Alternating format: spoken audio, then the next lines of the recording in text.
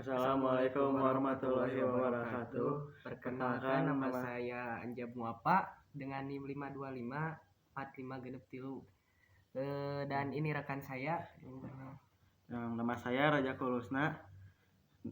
Nomor NIM saya 2526162. Untuk yang terhormat Bapak Moj Munawir Amin, MPD selaku dosen pengampu, kami di sini akan menjelaskan sedikit tentang dinasti Umayyah, kajian sejarah dan kemajuannya. Untuk tugas UTS Sejarah Peradaban Islam. Daulah Bani Umayyah berdiri pada tahun 41 Hijriah atau 661 Masehi. Didirikan oleh Muawiyah bin Abi Sufyan. Ia adalah gubernur Syam pada masa pemerintahan Umar bin Khattab dan Utsman bin Affan.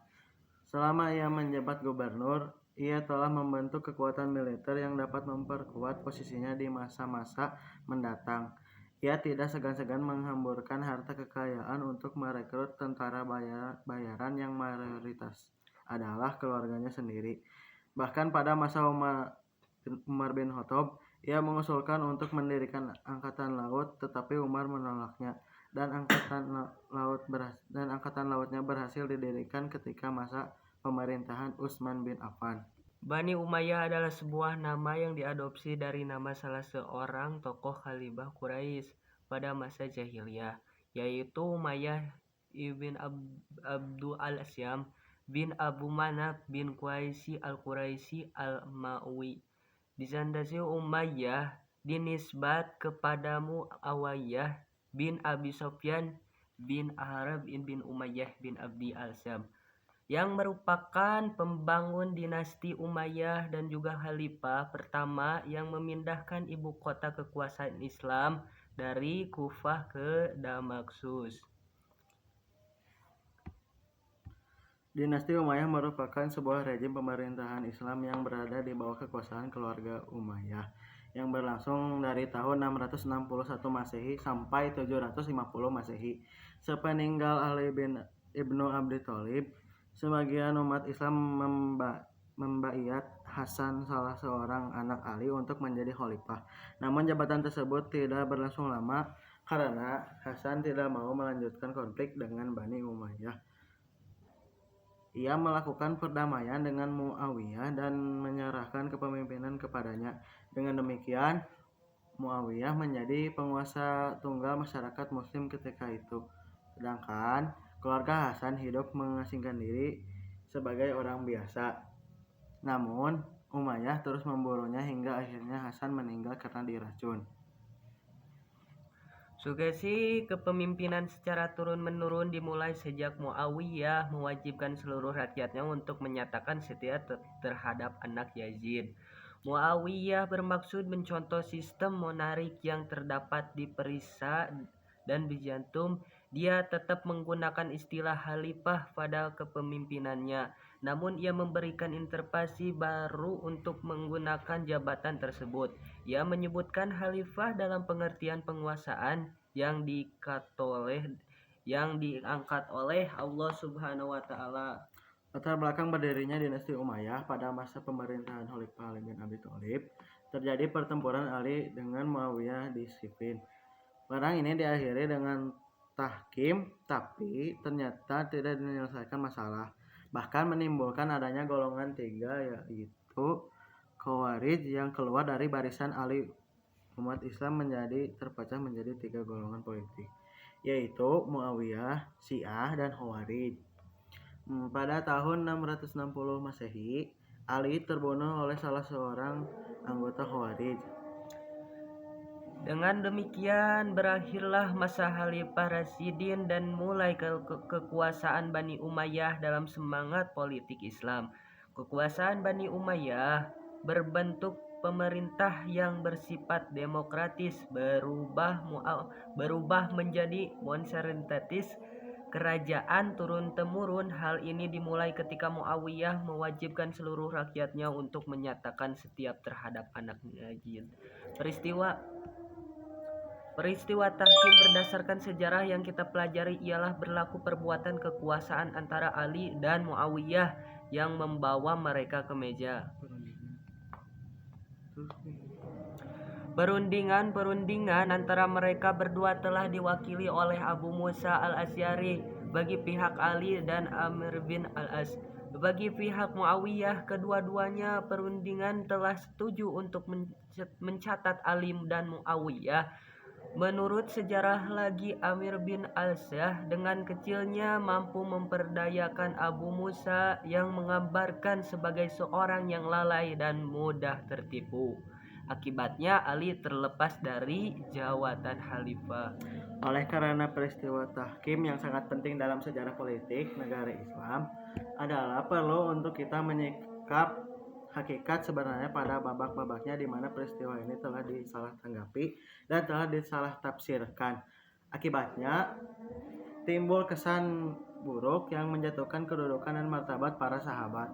Peristiwa tahkim yang tersebar itu telah menjadikan sebagian sahabat sebagai penipu dan orang yang mudah terpedaya, dan sebagian yang lain dituduh sebagai perakus kuasa. Dengan meletakkan riwayat tahkim di atas neraca kajian dan penilaian, dua perkara dapat diamati, yaitu perkara pertama, kelemahan pada sanad, dan kedua, kegoncangan pada matan atau teks. Dari sudut sanad terdapat dua perawi yang diakui keadilannya, yaitu Abu Mikhnaf Lut bin Yahya dan Abu Janab al-Kholbi. Abu Mikhnaf seorang yang doib. Al-Bukhari dan Abu Hatim berkata, Yahya bin al-Khotan mendoibkannya. Uthman al-Darimi dan al-Nasai mengatakan dia doib. Ada tiga perkara yang dikesani pada matannya. Pertama, berkaitan dengan perselisihan antara Ali dan Muawiyah yang menjadi puncak kepada peperangan antara mereka berdua. Kedua, persoalan jawatan Ali dan Muawiyah. Ketiga, kepribadian Abu Musa al-Asy'ari dan Ammar bin al-As. Latar belakang lahirnya dinasti Umayyah ialah dalam kondisi dan situasi di tengah-tengah terjadinya pertentangan politik antara golongan, yaitu golongan Syiah, golongan Khawarij, golongan Jam'iyah, dan golongan Zubair. Dari pertentangan politik antara golongan itu, kelompok Bani Umayyah yang dipelopori Muawiyah muncul sebagai pengamalnya, yang selanjutnya berdirilah pemerintah Daulat Bani Umayyah. Corak politik suatu negara umumnya akan dipengaruhi oleh latar belakang berdirinya negara yang bersangkutan dan dipengaruhi oleh situasi saat berdirinya negara tersebut. Daulat Bani Umayyah yang lahir dikelilingi oleh musuh-musuhnya dan berbagai golongan, maka kebijaksanaan politiknya menggunakan pendekatan keamanan dalam kurung militer agar kekuasaannya menjadi korban dan berwibawa. Muawiyah bin Abi Sufyan adalah sudah terkenal sifat dan tipu muslahatnya yang licik. Dia adalah kepala angkatan perang yang mula-mula mengatur angkatan laut, dan ia pernah dijadikan sebagai Amir al-Bahar. Ia mempunyai sifat panjang, akal cerdik, cendika, lagi bijaksana, luas ilmu dan situasinya terutama dalam urusan dunia. Ia juga pandai mengatur pekerjaan dan ahli hikmah. Muawiyah bin Abi Sufyan dalam membangun Daulah Bani Umayyah menggunakan politik tipu daya. Meskipun pekerjaan itu bertentangan dengan ajaran Islam, ia tidak gentar melakukan kejahatan. Pembunuhan adalah cara biasa, asal maksud dan tujuannya tercapai. Abu Sufyan ini baru memeluk Islam dan tunduk kepada Nabi Muhammad saat Fatu Makkah. Meskipun begitu, Nabi Muhammad SAW tetap memerankan Abu Sufyan sebagai pemimpin Makkah. Pada saat itu, ketika seluruh penduduk Makkah merasa ketakutan, Nabi Muhammad berkata bahwa barang siapa yang memasuki rumah Abu Sufyan, maka ia akan selamat. Artinya bahwa keberadaan Abu Sufyan adalah tetap pemimpin Makkah meskipun ia tunduk kepada kepemimpinan Nabi Muhammad SAW. Pada masa kepemimpinan Rasulullah dan Khulafaur Rasyidin, Bani Umayyah tidak lagi sebagai pemimpin bangsa Arab. Pada saat itu, kepemimpinan Islam dan bangsa Arab tidak memperhatikan asal-usul kabilah dan kesukuan. Proses rekrutmen pemimpin didasarkan pada kemampuan dan kecakapan. Meskipun Utsman bin Affan adalah dari keluarga Bani Umayyah, tetapi ia Muawiyah bin Abi Sufyan diangkat oleh Umar bin Khattab sebagai gubernur Syria adalah karena kecapakannya. Ambisi Bani Umayyah untuk memimpin kembali munculnya ketika mereka sudah mempunyai kekuatan besar. Dengan berbagai upaya mereka menyusun kekuatan dan merebut khalifahnya umat Islam. Usaha ini akhirnya berhasil setelah Hasan bin Ali mengundurkan diri dari Sufyan yang dikenal dengan istilah Amul Jamaah. Tokoh-tokoh penggagas terbentuknya dinasti Umayyah diakui dan disepakati oleh semua ahli sejarah bahwa sebab perselisihan antara Ali dan Muawiyah ialah tentang tindakan Qisas terhadap pembunuh-pembunuh Utsman. Menurut anggapan Muawiyah, Ali telah mengabaikan tanggung jawabnya melaksanakan hukuman Qisas kepada pembunuh-pembunuh Utsman. Dengan itu, ia enggan untuk membaiat Ali dan taat kepadanya karena berpendapat hukum Qisas perlu ditegakkan sebelum khalifah dibaitkan. Sikap kegagalan Muawiyah untuk membaiat Ali karena menunggu Qisas dijalankan dan kegagalan. Beliau melaksanakan kedudukannya di Syam setelah menjadikan Muawiyah dan para pengikutnya dari kalangan penduduk Syam. Pada pandangan Ali seperti sikap-sikap orang yang menantang khalifah, Ali berpendapat bahwa baiatnya telah sah dengan persetujuan para sahabat Mujahirin dan Al-Ashar yang telah menghadiri ucapan baiat. Dengan itu baiat tersebut mengikat orang-orang Islam yang berada di tempat yang lain. Oleh karena itu Ali menganggap Muawiyah dan penduduk Syam bersama beliau karena sebagai pembangkang yang mau memberontak, sedangkan Imam sejak dibaiatkan sebagai khalifah yang beliau memutuskan untuk menundukkan dan mengambilkan mereka ke dalam jamaah walaupun dengan cara kekerasan. Memahami perselisihan seperti yang telah diuraikan tadi akan menjelaskan sejauh mana kesilapan riwayat yang tersebar tentang peristiwa tahkim yang menggambarkan dua orang perunding. Keduanya perunding itu dilantik untuk menyelesaikan perselisihan antara Ali dan Muawiyah, bukan untuk menentukan siapakah yang lebih layak untuk menjabat khalifah. Sebenarnya pemikiran itu berkenan dengan menjatuhkan hukuman kepada pembunuh-pembunuh Utsman, sedikitpun ia tidak berkaitan dengan urusan khilafah. Apabila dua orang perunding itu mengabaikan dan meninggalkan persoalan asas ini, yaitu maksud diadakan tahkim dan mereka memutuskan persoalan khalifah sebagaimana yang didakwa oleh riwayat tersebut, berarti mereka tidak memahami substansi perselisihan dan tidak mengetahui persoalan dakwaan, dan ini suatu perkara yang hampir mustahil.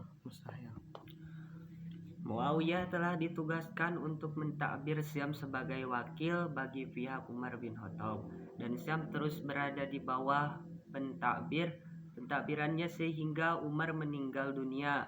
Kemudian Utsman menjadi khalifah dan beliau melanjutkan jabatan Muawiyah. Apabila Utsman dibunuh dan Ali menjadi khalifah, beliau tidak melanjutkan jabatan Muawiyah, di mana jabatan tersebut terlepas dengan sebab berakhirnya pemerintahan khalifah yang telah melantiknya. Dengan itu Muawiyah telah kehilangan pusat kekuasaan jabatannya sebagai gubernur Syam, walaupun sebenarnya beliau masih berkuasa dengan sebab penduduk Syam mendukung beliau dan mereka puas dan setuju dengan alasan Muawiyah yang tidak mau memberikan baiat kepada Ali sahabatnya. Ialah tuntunan pelaksanaan hukum Qisas terhadap pembunuh Utsman berdasarkan haknya sebagai penuntut bela kematian Utsman.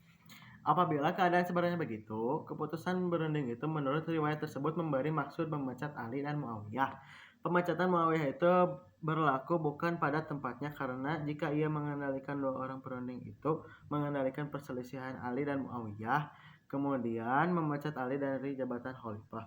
Persoalannya dari jabatan apa mereka berdua memecat Muawiyah? Adakah mereka berdua boleh memecat Muawiyah dari hubungan kekeluargaan dengan Utsman atau menghalangnya dari menuntut bela kematian Utsman? Adakah pernah terjadi di dalam sejarah seorang pemberontak dilepaskan dari kepemimpinannya dan sebab resolusi yang diputuskan oleh kedua orang hakim tidak diragukan lagi? Ini merupakan satu faktor yang mendukung tentang carut-marutnya riwayat hakim yang tersebar umum itu. Daulah Bani Umayyah yang berpusat di Damaskus telah dipemerintahkan oleh 14 orang khalifah. Namun di antara khalifah-khalifah tersebut yang paling menonjol adalah Khalifah Muawiyah bin Abi Sufyan, Abdul Malik bin Marwan, Walid bin Abdul Malik, Umar bin Abdul Aziz, dan Hisyam bin Abdul Malik. Kemajuan yang dicapai dinasti Umayyah. Masa pemerintahan dinasti Umayyah berlangsung selama 91 tahun dengan 14 orang khalifah. Kemajuan yang telah diperoleh pada masa dinasti ini dalam bidang administrasi, misalnya telah terbentuk berbagai lembaga administrasi pemerintahan yang mendukung tampuk pimpinan dinasti Umayyah. Terjadi kebijaksanaan yang dilakukan pada masa ini, di antaranya yang pertama, pemisahan kekuasaan, yang kedua, pembagian wilayah, yang ketiga, bidang administrasi pemerintahan, yang keempat, organisasi keuangan, dan yang kelima, organisasi keteraturan. Adapun yang nomor 6, organisasi kehakiman, nomor 7, sosial dan budaya, yang ke-8 bidang seni dan sastra, yang ke-9 bidang seni rupa, dan yang 10 bidang arsitektur. Di samping melakukan ekspansi teritorial, pemerintah dinasti Umayyah juga menaruh perhatian dan bidang pendidikan, memberikan dorongan yang kuat terhadap dunia pendidikan dengan menyediakan saran dan perasaan.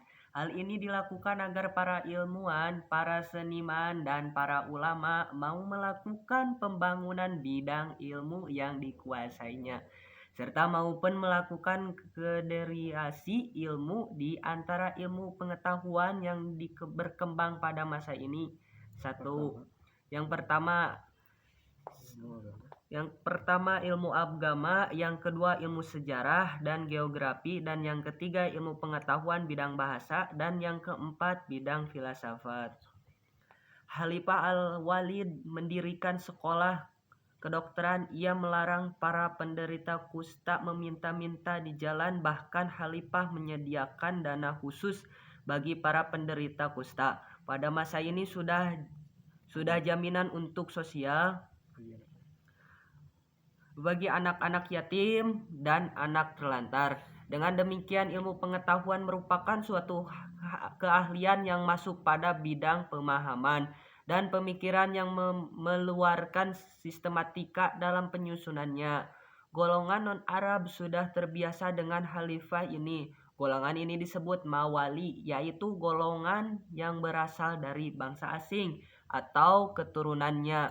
Mawali berasal dari maula, budak tawanan perang yang sudah dimerdekakan. Dalam perkembangan selanjutnya, mawali diperuntukkan bagi bangsa non-Arab. Demikian perkembangan ilmu pengetahuan yang terjadi pada pemerintahan dinasti Bani Umayyah. Kekuasaan dinasti Umayyah mengalami kehancuran pada masa kepemimpinannya Khalifah Walid bin Yazid karena telah terjadi peperangan yang dilakukan oleh Bani Abbas yang terjadi pada tahun 132 Hijriah atau 750 Masehi. Sekian penjelasan dari kelompok kami. Mohon maaf bila ada kata salah ataupun pembicaraan yang salah, mohon dimaafkan. Sekian. Wassalamualaikum warahmatullahi wabarakatuh.